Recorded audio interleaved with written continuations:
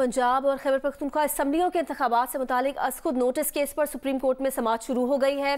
Chief justice की सरबराही में 9 रुकनी bench समाअत कर रहा है। जस्टिस एजाजुल एहसन और जस्टिस मुजाहिर अकबर नकवी के नोट पर चीफ जस्टिस ने गुज़िश्ता रोज असखुद नोटिस लिया। सुप्रीम कोर्ट के एलामिये में कहा गया है कि असखुद नोटिस में देखा जाएगा कि इंतखाबात की तारीख देना किसका इख्तियार है, इंतखाबात कराने की आईनी जिम्मेदारी किसे और कब पूरी करनी है, फेडरेशन और सूबों की आईनी जिम्मेदारी क्या है।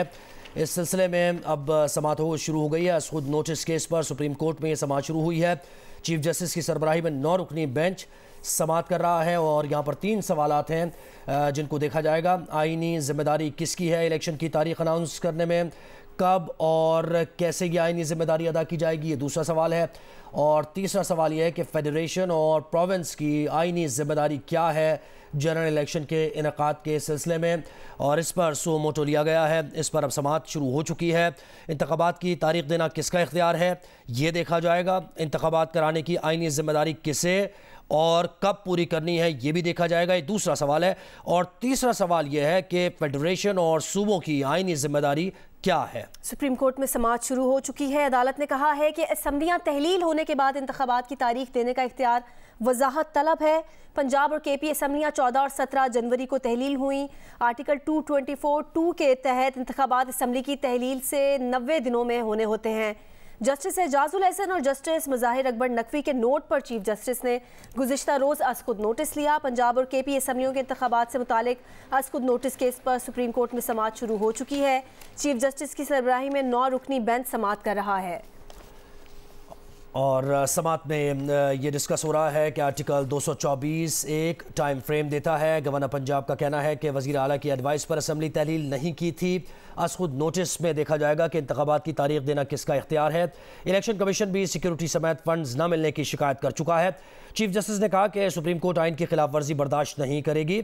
आज हम नोटिस जारी करते हैं, हम अटॉर्नी जनरल को नोटिस जारी करते हैं। असखुद नोटिस की समाअत शुरू हो गई है पंजाब और केपी के असम्बली में इंतखाबात से मुताल्लिक़, और ये बहुत ज़्यादा मामला ज़ेर बहस आया।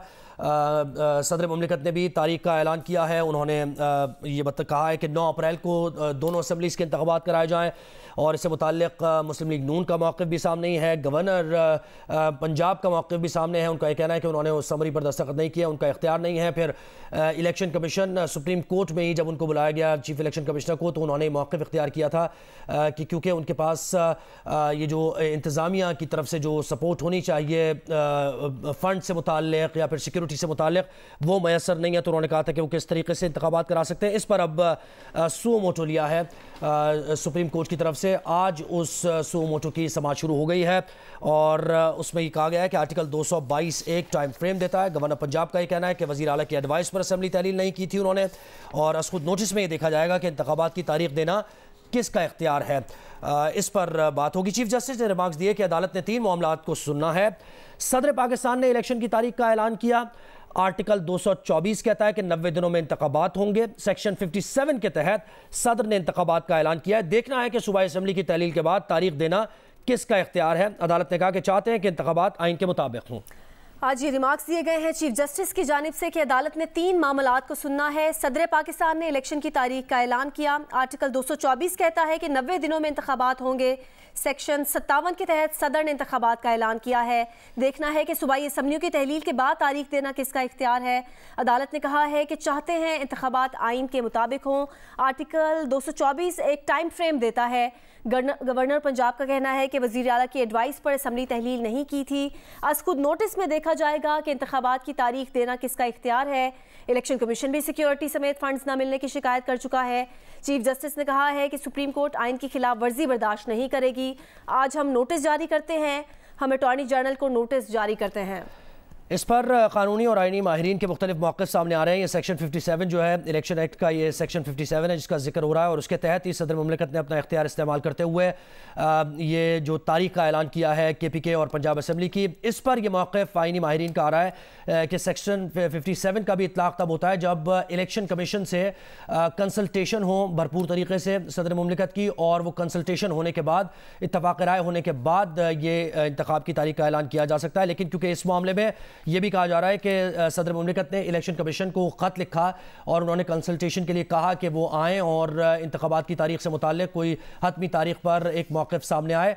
लेकिन इलेक्शन कमीशन ने सदर मुमलिकत को ये जवाब दिया था, ख़त लिखा था, जवाबी ख़त था, उसमें कहा था कि क्योंकि हाई कोर्ट्स में ज़ेर समाअत है मामला इलेक्शन की तारीख देने का, तो इस पर हम इस वक्त कंसल्टेशन नहीं कर सकते। तो ये सेक्शन 57 भी इस पर जिस तरीके से अमल होना चाहिए वो भरपूर तरीके से अमल नहीं हुआ है, आईनी माहिरीन का ये भी कहना है। और आर्टिकल 224 का जो जिक्र हो रहा है, आइन का आर्टिकल है, इसमें 90 दिनों में इंतखाबात की तारीख का ऐलान करना होता है। लेकिन सवाल बड़ा यही है कि इंतखाबात की तारीख का ऐलान करेगा कौन, इस पर ही डिस्कस होना है सुप्रीम कोर्ट में। सो मोटो केस में ये सारे मामला डिस्कस होंगे कि 90 दिन में तो इंतखाबात की तारीख का ऐलान करना है, लेकिन आया ये सदर मुमलिकत का इख्तियार है, क्योंकि कहा जा रहा है आईनी माहिरीन की तरफ से कि सदर मुमलिकत अगर नेशनल असम्बली की बात की जाए तो उनको एडवाइस की जाती है और फिर वो नेशनल असम्बली के जनरल इलेक्शन जो होते हैं उस पर सदर मुमलिकत का इख्तियार इस्तेमाल किया जा सकता है, वो इस्तेमाल कर सकते हैं अपना इख्तियार। लेकिन सूबाई असम्बली की जहाँ तक बात है, ये सदर मुमलिकत का इख्तियार इसमें नहीं है कि वो इंतखाबात की तारीख का ऐलान कर दें।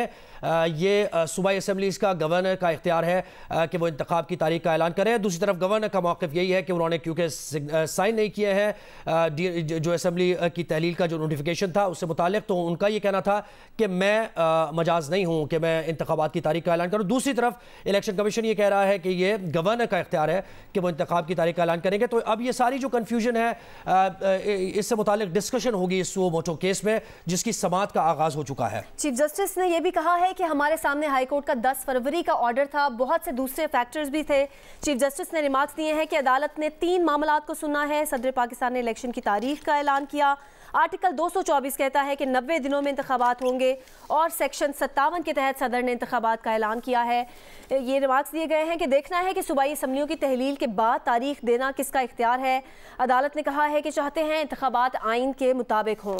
और ये जो इसमें पिवटल पॉइंट जो है, यानी जिस मामले को डिस्कस किया जाएगा वो 3 सवालात हैं जिन पर डिस्कशन होगी और देखा जाएगा, हल निकालने की कोशिश की जाएगी। आइनी जिम्मेदारी किसकी है इलेक्शन की तारीख अनाउंस करने में, ये पहला सवाल। दूसरा सवाल ये कि कब और कैसे ये आइनी जिम्मेदारी अदा की जाएगी, और तीसरा सवाल ये है कि फेडरेशन और प्रोविंस की आइनी जिम्मेदारी क्या है इलेक्शन के इनेकाद के सिलसिले में।